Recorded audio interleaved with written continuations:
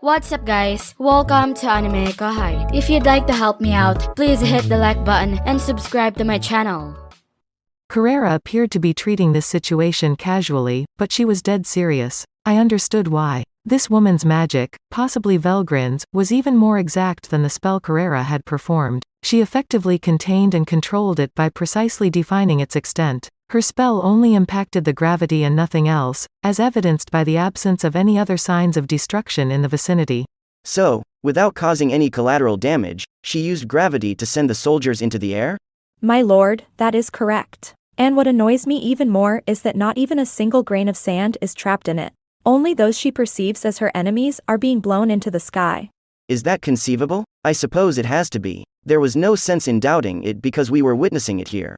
Are we going to fight her? She is Sir Veldora's older sibling just as much, isn't she? How intriguing. I've always wished to get into a real fight with one of them. Even though Diablo was as brash as ever, I honestly didn't think he had a chance of winning. Negative. We have an opportunity to triumph if we go up against her with all of our might. Great to hear, but I couldn't support the all-hands-on-deck strategy. If I could escape battle, I would rather do so because there would undoubtedly be casualties. So would pursuing Emperor Rudra be a wiser move than going after Velgrind? We could stop this conflict and spare any needless sacrifice if I could get Guy and Rudra to settle their game. However, I don't comprehend. Why is she not completely casting the spell? Maybe, unlike us, she doesn't enjoy destroying environment. Is that true? Check that out. There is a heap of dead bodies with no blood left in them. Testarossa made a pointing motion toward a screen area. She was correct. We could see a number of bodies piled together. I focused on the area using a split-screen technique, and there, close to the pile, we saw a man dressed in military garb and a woman I was acquainted with. That's Kagali, right? Yuki's secretary? She is the moderate jesters leader. She fashioned us. Holy crap. Although I don't want to accept it, it is true. I was informed as much by Footman and Tyr through telepathy, but I suppose Kondo was really in control of Lady Kagali. Controlling? Are you talking about mind control? Yeah. Worst of all, Tyr and Footman are completely powerless to disobey Lady Kagali's orders. Our telepathy was recently interrupted, and I assume she ordered them to stop. That's awful. Taking away someone's free will, in that manner is terrible in my opinion. However, that is not an urgent matter. We have a major problem. How extensive is Kagali's influence, if any, if she is under mind control? Do you feel okay? Since he was hiding his face, I couldn't really tell, but Laplace did appear to be irritated. It was a big issue if he was as powerless in the face of his leader's instructions as Tyr and Footman. No, I'm good. Although I was made by Lady Kagali, I am the only one who is not obligated to obey her. The majority of the people Yuki has gathered currently have a locking curse on them, which is a bigger problem right now. In that case, their top leaders will be the primary issue, but based on how the army is currently behaving, I don't see much sense in worrying about him. Yes, it appeared as though Yuki's army was lost. None of the survivors, even if there were any, could ever get away from that enchantment. Though it appeared that a small number of people were still unaffected by it, most of them had given up after witnessing this catastrophe. I didn't think we could rely on them very much, locking curse or not. Laplace's safety was truly quite the relief in light of all of that. Well, at least I'm happy you're okay. Why bother? For all of our pals, this is it. He had a flat, unaffected voice, but I didn't think he was being overly calm. It must have been frustrating to see his pals fall victim to such manipulation. That much was undoubtedly real. The only thing I did was pat Laplace on the shoulder without uttering a word. He looked startled at me. But isn't it too soon to give up? I inquired, attempting to sound naturally upbeat. Kagali isn't actually dead. If Kondo is in charge of her, we only need to remove the threat to restore normalcy. Let's head over there and assist them in getting back up since I'm confident Yuki is still fighting, as well. Even if some of it was merely hollow solace, it is still preferable to being overly negative about this. Later, we can languish in hopelessness. What are our options right now? What matters is that. You know you're a funny man, right? Saying similar ideas to what my boss says. Humans are the ones who have persecuted and banished us, and now they're the ones who are going to assist us. What a hassle. I believed I could see Laplace's smile through his mask. You know I'm a monster. But I was once a person, slime or not. Perhaps it's not important to mention, but… Hey, mind if I pose you a question? What's that? As a demon lord, what do you want to do? I see that. Well, my response hasn't changed much over the years. I've only had one goal since being reincarnated into this world. I'm going to set things up so that we can all coexist peacefully. For this reason, I founded this town, this nation, and relationships with all of these nations. In addition, I want to respect diversity and get along with everyone who has similar interests to mine. Are you not considering conquering the world or anything else? Huh? Nah. It's too much labor. What? However, once you rule this world, you are free to do anything you choose with it. Yes, but I would become bored, you know? The more concepts you generate, the more opportunities will arise, and the more fun you'll have coming up with fun things you never imagined you'd be able to do, right? Laplace seemed perplexed by my ardent statement. Then, appearing to be in fear, he began to wave his hands. Man, that's crazy. How do you define fun stuff? That wasn't what I was discussing. I was talking about you taking over the entire world. Does he not understand? Well, what do you mean? Does it mean it's alright for me to use mind control on others if I got to do anything I wanted? Or do you believe that being under control, like Kagali is at the moment, is preferable? But, no. I believe it is crucial to protect the freedoms of speech, thought, and expression. That is related to the general respect for fundamental human rights. It fosters diversity and serves as the catalyst for all forms of cultural advancement. Huh? That will only breed more egotistical scum, isn't it? That approach does not work for bringing people together. How on earth are you supposed to run a nation like that? He was correct. I believe that the ability to distinguish between individual feelings and national objectives is democracy's greatest flaw, but that also qualifies as diversity. It's okay. Later, we may decide how to accomplish it jointly. I am essentially a selfish bastard, too, and I do not want our nation to move in a direction that I do not support. I'm totally okay with just talking a lot. As it is said, reign, do not rule. I'll carry on doing what I've always done, and fortunately for me, this world is full of positive role models. Both Elmesia's assertion of her absolute dominance at the top and Luminous's use of religion as a pretext for her rule were useful examples. I still have a long way to go, so I didn't have to determine right now who I'd be. Political concerns and other things may wait because of this. Currently, cultural development is more significant. Entertainment, you see? Without that, there is no purpose in building this nation.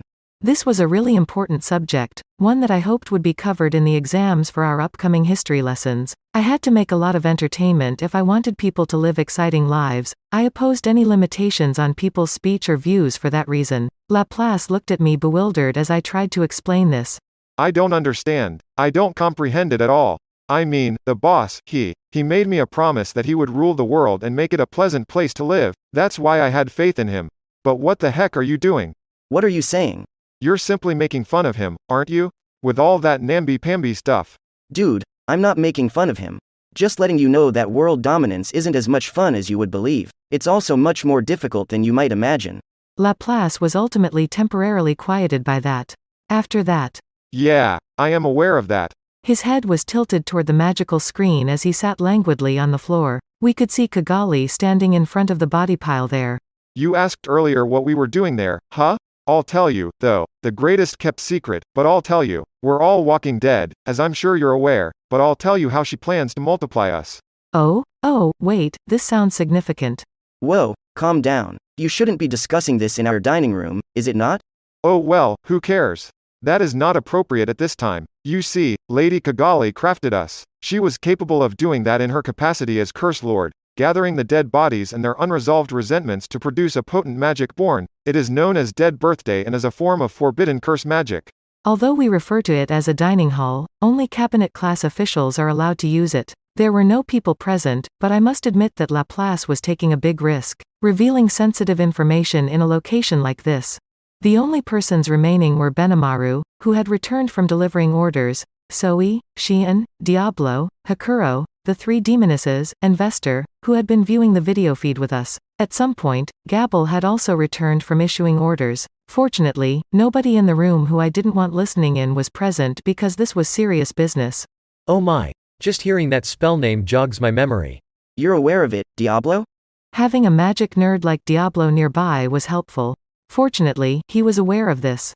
Sir Rimuru, the body I received from you was fabricated with Dead Birthday. The body in my instance didn't have a soul, but it was ideal for becoming a physical manifestation of myself. The spell's original purpose was to gather at least 10,000 corpses, fuse them together, and gain control of their abilities for yourself.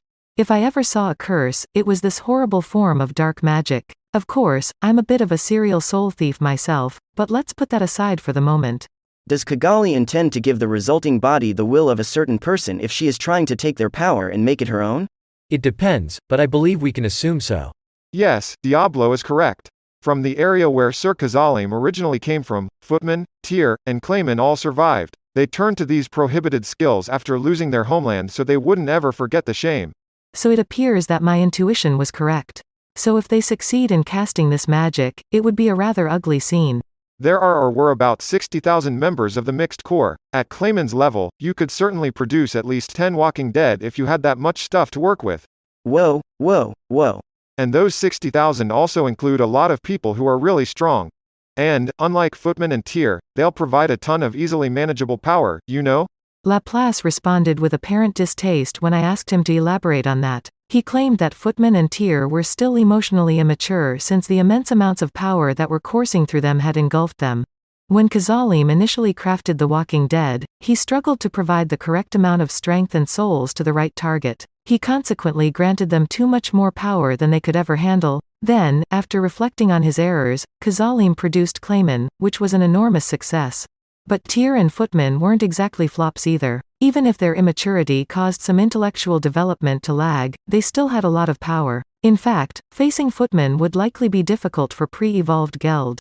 In light of this, they were even more successful than Clayman himself just in terms of fighting prowess. Laplace calculated that the number of power-focused Walking Dead that might be produced from a group of 60,000 corpses would be 6 or 7. This empire didn't bat an eye when it sacrificed 1 million soldiers to produce even one awakened person. I'm sure they didn't miss a beat.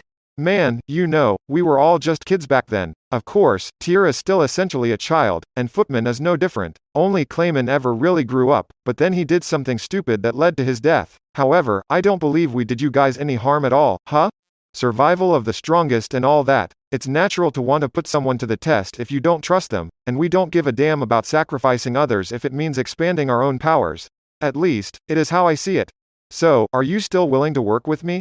He wasn't required to share any of this with me, but he did. There was no point in attempting to purposefully irritate us with this. In fact, it would be a very poor strategy. That's it for this video, guys. Thank you for always watching my videos and supporting my channel. A big thanks to the AnimeKouhai patrons who made this video possible.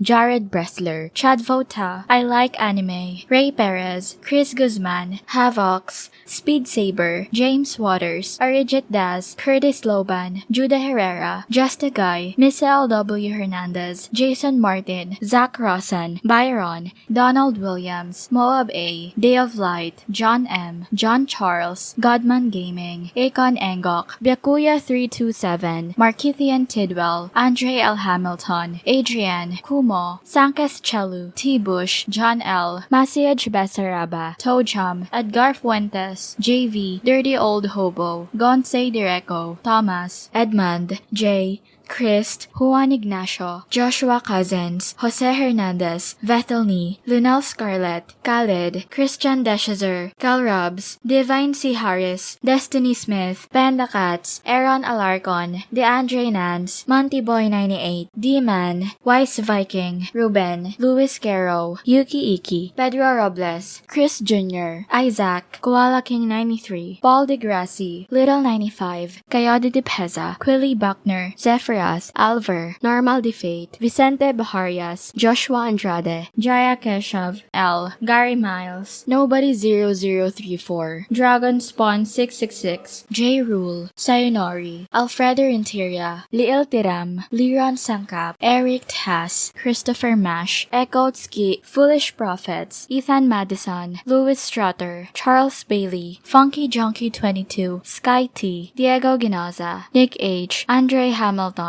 Jason Torres, Sesh, Guy Ansley, Emperor WSA, George Hage, Pratik Bandari, Von Joseph, Deriha Skerte, Jackson Early, Smexy, Carl Stephen Bernadel, Tank Bailey, Gareth Hashimoto, SPT Mighty, Steven Madison, Micah Stern, Homelike Drop, Fazli Topador, Nasir, Mam Wang Min, Vasto Lord, Martin Ramos, Marl Barsha, Ralph Ignacio, Chris Nelson, Karen, Mark Charlie Els, Hansel Ortega, Yellow Wally, Efrain Hernandez, Luca Gaming WTF, William Locke, Jordan Mersha, Wagging Tales, Jay Magsino, Recru 17. Thank you so much for helping out. I'll see you guys in the next video.